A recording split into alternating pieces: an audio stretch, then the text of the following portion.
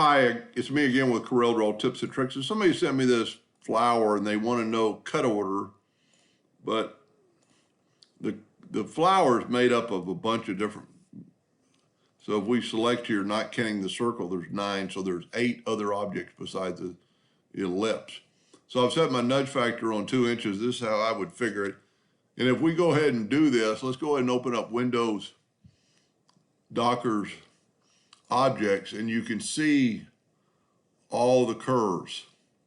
So it's actually going to start with that curve, then jump to that one, and then jump to that one. So it's jumping all around. The way to help that is to take that circle and let's nudge it out of the way. Take your Smart Fill tool, fill that in, and then nudge it out of the way, and then left click, right click in red, and you can see that it's thicker line because it's 500 point. So double click on it and hit it to a hairline. Now you can still see all this, but if we delete the original, now there's only 2 objects, and it's going to cut the ellipse first is what you'd want before you cut out the flower, and it'll cut, at least in my print driver, it works from the bottom up. So that'll save you a lot of time right there because it'll be a continuous cut. And just for grins, I would clean this up just a little bit. It's easier just with the shape tool and just grab some nodes and hit delete. Make them a little more rounded. You could probably even do that one. See, less nodes is better.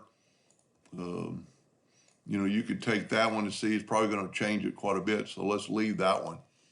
But it's going to make your shape. See, there's 2 nodes like right together. Here's a lot of nodes right, and this is because it was the way it was drawn. So we just take, and I like really being zoomed out when I do this so I can kind of just see. And we haven't really changed the shape of the flower, but we've made a lot less nodes. You could probably even delete that node. And you could still play around with it.